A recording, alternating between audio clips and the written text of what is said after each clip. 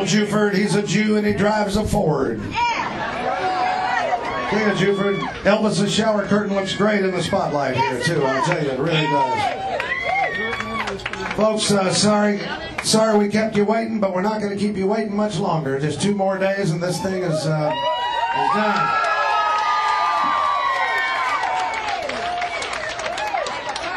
And we are hanging in there like a hair in a biscuit right now, I'll tell you.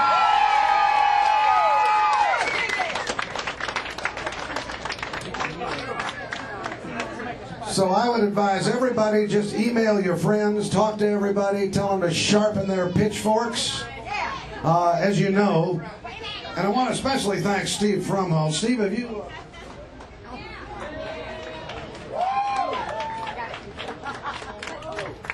All right, Steve. All right, let's have a hand for Steve Frumhold. Steve, thank you very much.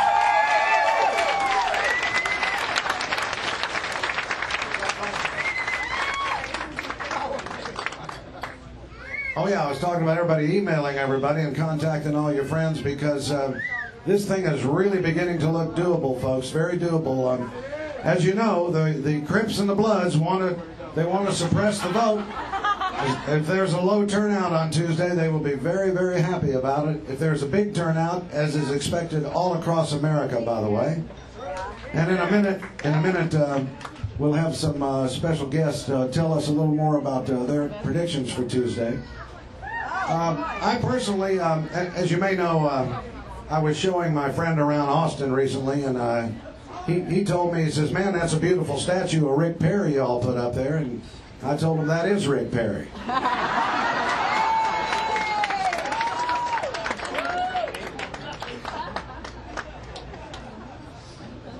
Rick is stealing some material from Billy Joe Schaefer, my spiritual advisor.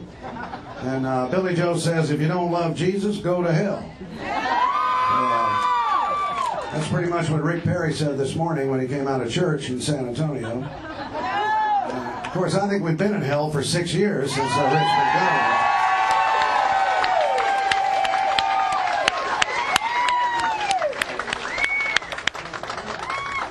Jesse Ventura will be joining us Tuesday night in Austin at Schultz's Beer Garden. Everybody's invited. Come on up. Schultz's Beer Garden, San Jack, and 16th, I think is where it is, in Austin, Texas.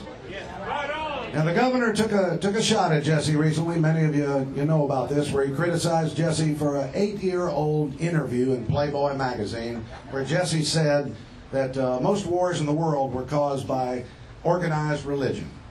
And the governor didn't like that, and I don't know about that, but I am shocked and I am appalled that the governor is reading Playboy magazine. And an 8-year-old issue at that, you know. But anyway, I had a dream very recently. I've told some people about it, but I think most of you I haven't shared it with yet. And the dream is that Rick Perry passed away. And maybe a little light applause, but no. All right, so Rick Perry passed away, and he went to see St. Peter, and he said, "St. Peter, get out of my way, I'm coming through." And St. Peter said, "Hold the wedding, Governor. First, you got to go down to hell for 24 hours, then you spend 24 up here, and then you'll make your decision." So Perry goes down to hell, and it's a beautiful golf course. And the devil is a great guy. He's hopping around telling jokes, and all of Perry's friends are there, all of his old lobbyists and cronies. And they're drinking champagne, and they're eating lobster, and they're laughing about all the insider deals that they made, and about how they all got rich in politics. Every one of them got rich as Croesus in politics. And they're having a great time.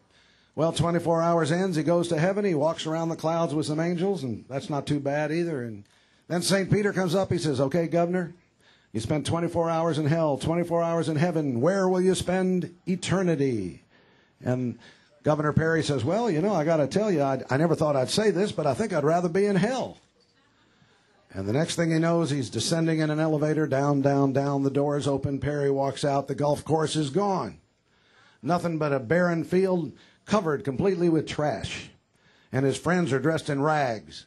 And they're picking up the trash and they're putting it in these bags, and they all look miserable.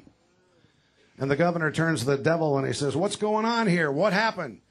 And the devil puts his arm around Rick's shoulder, and he smiles, and he says, "Yesterday, Governor, we were campaigning. Today, you voted."